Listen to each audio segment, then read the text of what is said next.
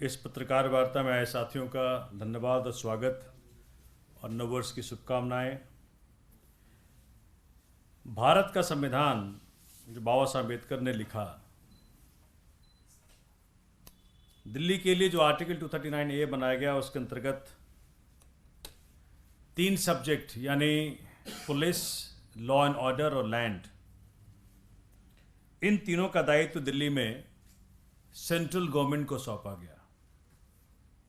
उसके अलावा बाकी सारे विभाग दिल्ली सरकार को दिए गए। वो अलग बात है कि बाद में सर्विसेज डिपार्टमेंट भी भाजपा केंद्र सरकार ने साजिशन अपने तहत ले लिया। 8 साल के जद्दोजहद के बाद 11 मई 2023 को माननीय उच्चतम न्यायालय ने आदेश दिया कि सर्विसेज डिपार्टमेंट दिल्ली सरकार का होना चाहिए। एक सप्ताह बाद 19 मई 2023 को बीजेपी ने ऑर्डिनेंस लगा करके उसे भी अपने अंतर्गत ले लिया। इतना जो जोर है उनका एडमिनिस्ट्रेटिव कंट्रोल पे, वो क्यों है, आज मैं आपके माध्यम से दिल्ली और देश की जनता को बताऊंगा। देखिए, परसों जिसका जिक्र कल के अधिकतर अखबारों में है, इसके हेडलाइन को पढ़ करके रोंगटे खड़े हो जाते हैं, लेकिन कहीं भी मुझे किसी भी टीवी चैनल पे इसका जिक्र नहीं आया, इसलिए आज मैं प्रेस कॉन्फ्रेंस कर रहा हूं। इसका हेडलाइन मैं पढ़ के बता रहा हूं, उसका तो मैं डिटेल दूंगा। ये दैनिक जागरण में छपा है कि पैसे लेने के बावजूद एसएचओ नहीं बनाने पर इंस्पेक्टरों ने किया हंगामा। विशेष आयुक्त के घर हंगामे से पैसे लेकर एसएचओ बनाने के कयासों पे मुहर।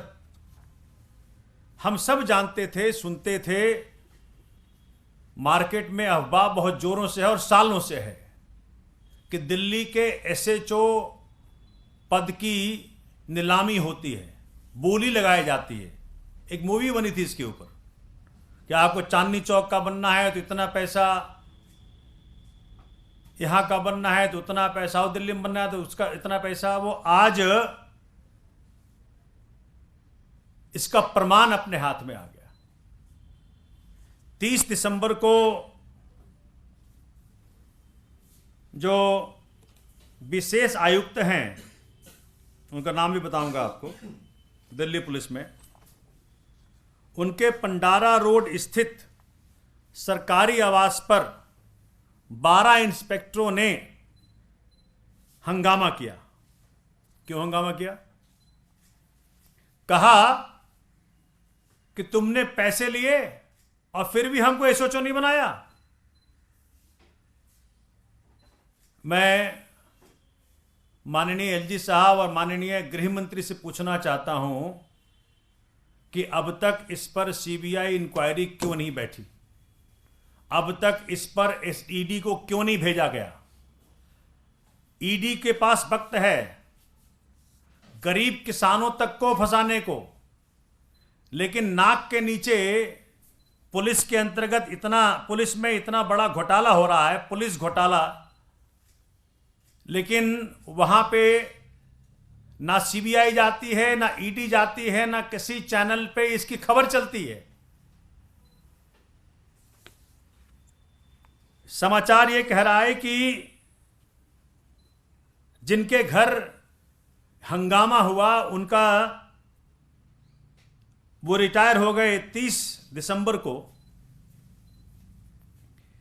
एक बीच में कोई दलाल रखा हुआ था उन्होंने। समाचार के माध्यम से ये भी जानकारी मिल रही है कि वो जो दलाल है वो भी इंस्पेक्टर है, और इन स्पेशल कमिश्नर साहब और इस धंधे के बीच में कड़ी है।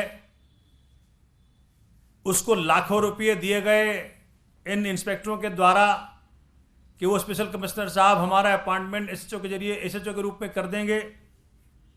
जब ये हंगामा हुआ तो आपको जान के हैरानी होगी कि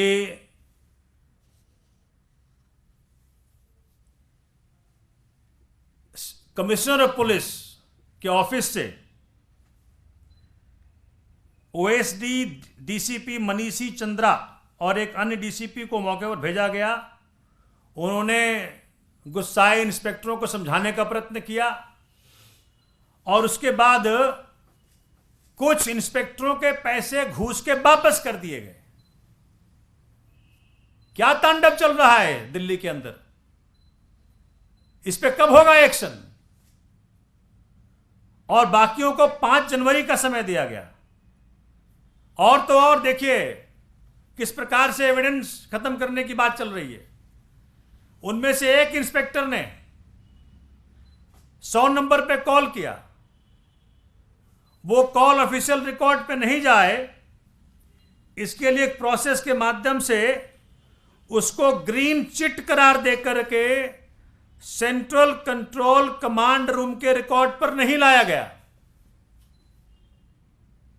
मतलब शर्मसार हो रहा हूं पढ़ करके मैं आपके लिए बता करके।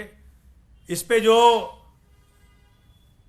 ढिंढोरा पीटते हैं कि हम एंटी करप्शन के पक्षधर हैं, भ्रष्टाचार के विरोध में हैं, बंगाल पहुंच जाते हैं, पंजाब पहुंच जाते हैं, तमिलनाडु पहुंच जाते हैं, लेकिन दिल्ली में जो नाक के नीचे हो रहा है वहां नहीं पहुंच पाते हैं। तो किसको बचाने का प्रयत्न चल रहा है? वैसे तो खबर यह भी कहती है कि एसएचओ का जो अपॉइंटमेंट दिल्ली में होता है, एक स्क्रीनिंग कमेटी बनता है। उस स्क्रीनिंग कमेटी के माध्यम से उन इंस्पेक्टरों की इंटरव्यू होती है। बट खबर बड़े जोर दे कह रहा है कि जी ये सब दिखावे वाली चीज है, असली मुद्दा तो ये है। जिसका ये आ गया उसका उस मलाईदार पोस्ट पे हो जाएगा, जिसका ये नहीं आया उसको कहीं पुलिस लाइन हाजिर कर देंगे ये।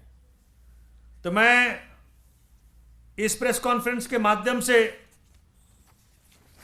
ये जो न्यूज छपी है उस न्यूज के माध्यम से माननीय एलजी साहब और माननीय गृह मंत्री साहब से पूछना चाहता हूं, मुझ जैसे अदना व्यक्ति के पास ये पहुंच गया तो आप तक तो पहुंच ही गया होगा, तो इस पर ध्यान कब जाएगा? और मार्केट में अफवाह गर्म है। अफवाह तो ये कहता है, जो जांच का विषय है, कि पैसा ऊपर तक पहुंचता है। अब इस अफवाह को क्या दिशा देंगे गृह मंत्री, वो बताएंगे कि पैसा जो है गृह मंत्री तक पहुंचता है, ये अफवाह कहती है। और ये जब मैं देखता हूं इसका क्या क्या फॉल आउट होता होगा दिल्ली में। जो हम कहते हैं कि पुलिस में करप्शन है, तो जो एसएचओ 3 करोड़ 4 करोड़ 2 करोड़ देकर के एसएचओ लगेगा, वहां पूजा करने तो नहीं आ रहा है वो, तो जो 2 करोड़ खर्च करेगा वो 20 करोड़ निकालेगा। तो ये जो चल रहा है सिलसिला करप्शन का, ये ऊपर से चलता है, नीचे तक पहुंचता है और दिल्ली की जनता परेशान होती है। दिल्ली में ऐसा कोई व्यक्ति नहीं होगा जो आपको बोलेगा कि नहीं भाई पुलिस में भ्रष्टाचार है। तो आज मैं आपके माध्यम से दिल्ली वासियों को कहना चाहता हूं कि भ्रष्टाचार का कारण यह है जो आज इसके माध्यम से मालूम पड़ रहा है कि एसएचओ दिल्ली में करोड़ों रुपए देकर के एसएचओ का पोस्ट लेता है। स्पेशल कमिश्नर का नाम इसमें बकायदा आया है, सीपी साहब का नाम आया है कि उन्होंने अपने व्यक्तियों को भेज करके इस चीज को रुकवाया। तो आज मैं ये सवाल जनता के सामने और आपके माध्यम से भाजपा के सामने रखता हूं कि जो ईडी का दुरुपयोग कर रहे हो राजनीतिक विरोधियों के लिए, उसका सदुपयोग करना सीखें और इस पे आप जांच करके तह तक पहुंचें कि ये पैसा कौन लेता है, कितना लिया गया और कहां कहां ये पैसा पहुंचा। ये आम आदमी पार्टी मांग करती है। धन्यवाद। कोई सवाल?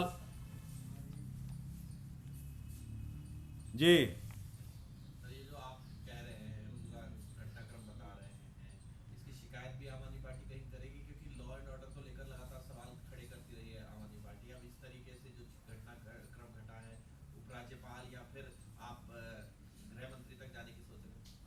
देखिए, मैंने तो आपके माध्यम से बात तो पहुंच गई।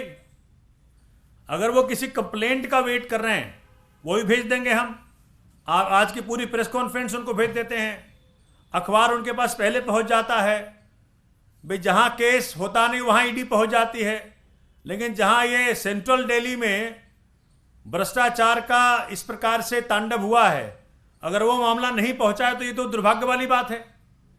एक विभाग जो उनके जरिए काम करता है, पुलिस, लॉ एंड ऑर्डर, आज दिल्लीवासी इस बात को लेकर के पीड़ित है, क्षुब्ध है कि जिस पुलिस के एसएचओ का अपॉइंटमेंट के लिए करोड़ों रुपए रिश्वत जाती है, उस एसएचओ और पुलिस के माध्यम से दिल्ली की रक्षा कितनी होगी, दिल्ली में लॉ एंड ऑर्डर कितनी बेहतर होगी, इसका कोई रॉकेट साइंस नहीं समझना जी।